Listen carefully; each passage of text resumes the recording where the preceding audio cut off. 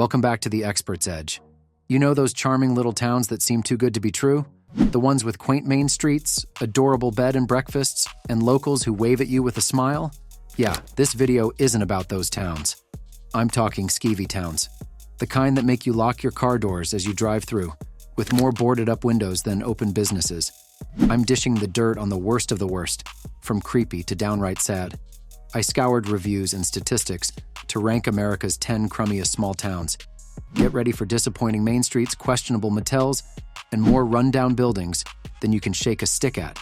You might want to keep some hand sanitizer handy for this wild ride through the underbelly of small-town America. From the mildly depressing to the straight-up scary, we've got them all covered. Stick around to see which unfortunate town took our #1 spot. Here is our methodology. How we determine the worst small towns in America. Here's how we produced this clickbait listicle for your enjoyment.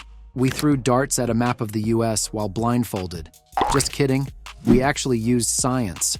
After crunching reams of data on everything from crime rates to economic opportunity, we narrowed down thousands of small towns to the very worst. How did your town make the cut? Don't take it personally. We just call them like we see them. The data speaks. You know how they say numbers don't lie? Well, the data spoke loud and clear for these towns. We looked at stuff like how many locals were unlucky enough to be a victim of theft, assault, or worse. We checked how much moolah folks were making, or not making if half the town's out of work. House prices were a dead giveaway too. If you can buy a place for the price of a used Camry, that's what we call trouble. Here's the bottom line. At the end of the day, we aim to highlight some of the small towns facing the biggest challenges, though we may have done so in an irreverent way. Our hope is that by shining a spotlight, even a sarcastic one, on these places and their problems, we might encourage someone to help. But if all we've done is offend the good people of Litchfield or Kokomo, are bad. Now who's up for another game of darts? Let's start with number 10, Lewisburg, Tennessee, a dying coal town with no jobs. When I was a kid, my parents dragged me to Lewisburg every summer to visit Grandma. Even then, the place gave me the creeps. Decades later, the town's circling the drain. The coal mines shut down ages ago, and the only industry left is the maximum security prison. Lewisburg's a ghost town in the making. Half the stores on Main Street are boarded up, and the only thing open after 6 is the Dollar General. The schools are crap, healthcare's non-existent, and the only entertainment is watching the neighbor's house burn down. On the bright side, housing's dirt cheap. You can snap up a fixer-upper for the price of a VCR. Lewisburg's the kind of place where people are born, live, and die without ever leaving the county line. I got out as soon as I could, and you should too. This dying coal town's got nothing left to offer but memories of better days and a future as bleak as the abandoned mines. Keep driving. Coming in at number 9 is Kokomo, Indiana. I'd rather spend my golden years in an actual prison than end up stuck in Kokomo. Don't get me wrong, I have nothing against Indiana as a whole, but Kokomo seems to have missed the memo on what makes a town livable. Between the tornadoes, Klan rallies, and mayoral assassinations, Kokomo's history reads more like a Coen Brothers film than a Chamber of Commerce brochure. And that's before we get to the AIDS-infected child they expelled from school in the 80s. Charming. The job market isn't much better. Unless you have a hankering to work at one of the 3 auto parts factories left in town, your options are limited. But hey, at least the cost of living is low. You know, because no one actually wants to live there. Kokomo does have one thing going for it though. It's only an hour from Indianapolis. Just keep driving till you see signs of civilization, then stop. There's nothing for you in Kokomo, Indiana, my friend. Keep those wheels spinning. Coming in at number 8 is Ardmore, Oklahoma, where dreams go to die along with any remaining ambition you may have once had. This dusty little town of 25,000 tucked in the middle of BFE has a charming way of sucking the life out of you one meth lab explosion at a time. The job market here consists of pumping gas, cooking meth, or if you're really lucky, working the line at the cat food factory. Who needs college when you can make $8 an hour? The nightlife is hopping if you consider cow tipping and ditching church to smoke weed behind the abandoned Kmart going out. Crime here is more of a hobby than an actual problem. You've got a solid 1 in 10. Chance of being assaulted just going to get a pop at the corner store. But don't worry, the bored local cops spend most of their time harassing teenagers for loitering at the Dairy Queen. The scenery is breathtaking if you like gazing at ramshackle double-wides, rusted-out cars on cinder blocks, and the occasional discarded refrigerator in someone's front yard. The weather ranges from hot as Satan's butthole to colder than a witch's tit in a brass bra. In summary, Ardmore is the kind of town that makes you question all of your life choices that led you to this godforsaken place. My advice, keep on driving until you see signs of intelligent life. Ardmore ain't it. Number 7 is Anderson, Indiana. Look, I'm just going to come out and say it. Anderson is a dump. After GM pulled out of the flagship city, as if, the whole place went to pot. Now the biggest employer is Walmart. I'm not kidding. If that wasn't bad enough, you've got a 1 in 25 chance of being straight up robbed if you move there. Who wants to live somewhere you have to bolt down everything that isn't nailed down? Not me. I like to keep my stuff, you know?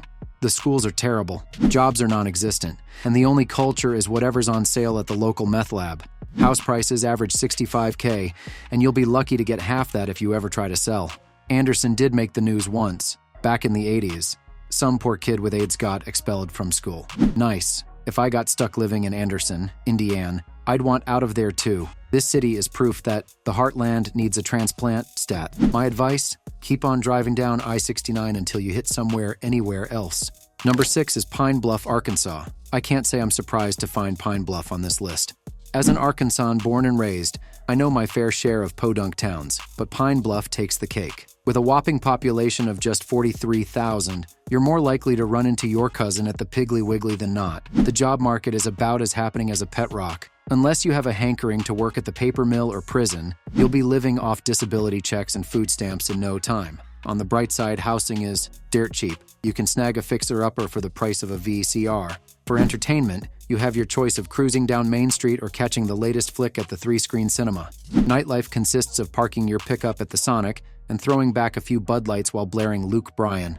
If you're really living large, head to the juke joint out by the river and try not to get shanked. Culture? Forget about it. The highlight of the social calendar is the annual Watermelon Festival. The library has a solid selection of gun magazines and the Left Behind series. And the local museum is really just a shed filled with Civil War artifacts and a defunct cotton gin. Look, I'm not saying Pine Bluff doesn't have a certain charm in a Deliverance kind of way, but unless you have a secret fantasy to live in a place where new cars have temporary tags and bless your heart is meant as an insult, keep on trucking right past this exit. Pine Bluff will still be there, stuck in a time warp and waiting for Sherman to come burn it down. Again, coming in at number 5 is Gary, Indiana.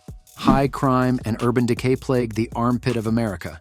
Gary, Indiana used to be a booming steel town. Now it's the armpit of America. I'd rather vacation in Pyongyang than spend a weekend in Gary. This sad little town has decayed into a post-apocalyptic nightmare, full of abandoned buildings and high crime. In Gary, you have a 1 in 47 chance of being assaulted every single day. The schools are horrendous, property values are in the toilet, and the unemployment rate is double the national average. The citizens of Gary probably spend more time dodging bullets than they do eating or sleeping. No wonder over half the town has fled in the last few decades. Between that, the Klan rallies, race riots, and rampant violence, Gary has enough skeletons in its closet to fill a small cemetery, which would probably be an improvement. At least the dead can't mug you. If I never visit Gary, it'll be too soon. This sad town is proof that industry can't save a place from itself. My advice? Keep on driving down I-90 until you see a "Now Leaving Gary" sign. Then floor it. Coming in at number 4 is Litchfield, Kentucky. Look, I get it.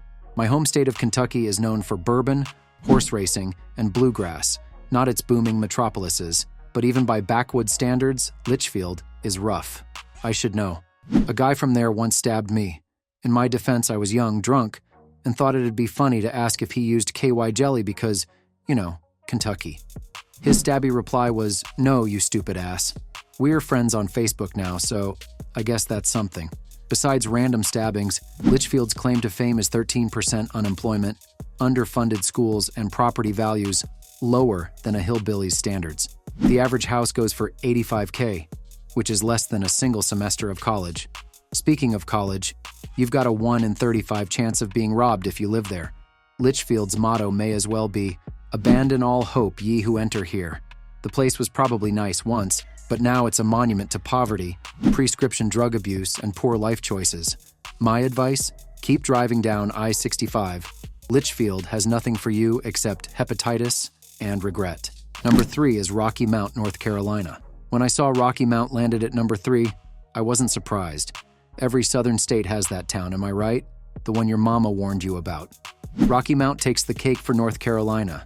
With its frequent assaults, as frequent as those Match.com commercials, I'm told, and 23rd highest percentage of single parents in the U.S., this town of 58,000 seems primed for trouble.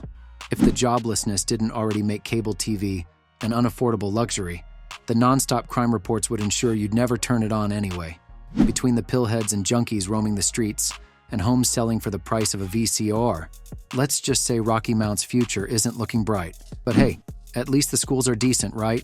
Every kid deserves a chance to get out of this place. If you're passing through good old Rocky Mount, do yourself a favor. Don't stop. Keep those wheels turning until you've put a good 50 miles between you and North Carolina's armpit. Your life may depend on it.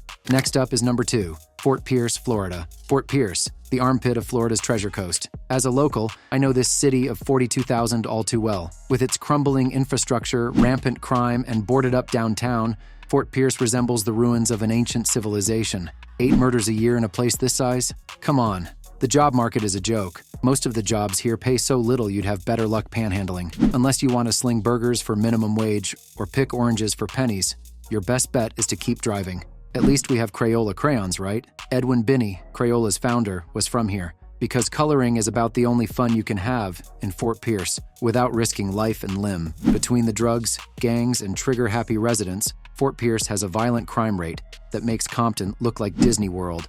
You have a 1 in 68 chance of being assaulted every year. Lovely. At night, the streets are empty. Everyone's either buying or selling drugs or lying low to avoid becoming a statistic. The town slogan should be Fort Pierce. Come for the beaches, stay for your untimely demise. This place is a black hole that crushes dreams and souls. Do yourself a favor. Keep driving. Don't stop. Don't look back. Fort Pierce may be a forgotten blip on Florida's Treasure Coast, but for those of us stuck here, it's hard to forget.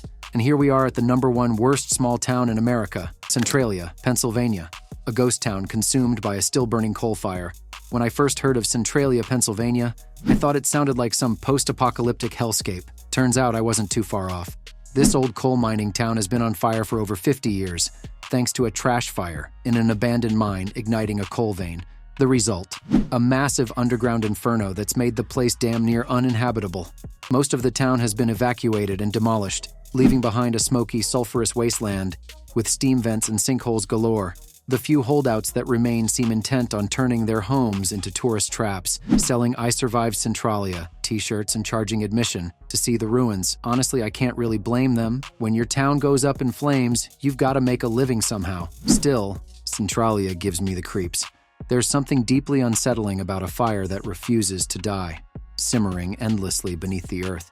The thought of the ground crumbling away beneath my feet or toxic fumes seeping up through cracks in the pavement is enough to keep me far away from this ghost town. No amount of morbid curiosity could convince me to visit Centralia, at least not without a gas mask and flame-retardant suit. Have you ever wondered what life is like in small-town America? As an unrepentant city slicker, I can only speculate.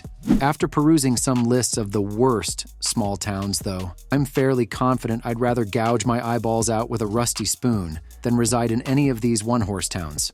Seriously, what kind of halfwit willingly lives in a place like Kokomo, Indiana, where you have a solid chance of either being assaulted or flattened by a tornado on any given day? And don't even get me started on Ardmore, Oklahoma, where the only career prospects involve slaving away at the plant for chump change until it inevitably shuts down, at which point you'll have the privilege of joining 1,900 of your closest neighbors on welfare. To all you small-town folk, I doff my cap. You are clearly made of sterner stuff than I. All I can say is, there's no place like home, and thank goodness I don't have to call any of these towns home. Well, there you have it, folks. Our definitive list ranking America's top 10 worst small towns from just kinda lame to downright miserable. I'm sure the fine people in cities like Boring, Oregon, and Loveladies, New Jersey will have some choice words for me after watching this. Maybe they'll even send some strongly worded letters on stationery with their town's goofy logo. But hey, don't blame me. I'm just the messenger here. At the end of the day, someone had to bite the bullet and tell the truth about these communities. If you happen to live in one of these towns, my sincere condolences. Hopefully, you can find a way to liven things up or hightail it out of there to somewhere a little less dreadful. In the meantime, be sure to let me know which other towns deserve a spot on next year's list. I'll be waiting with bated breath.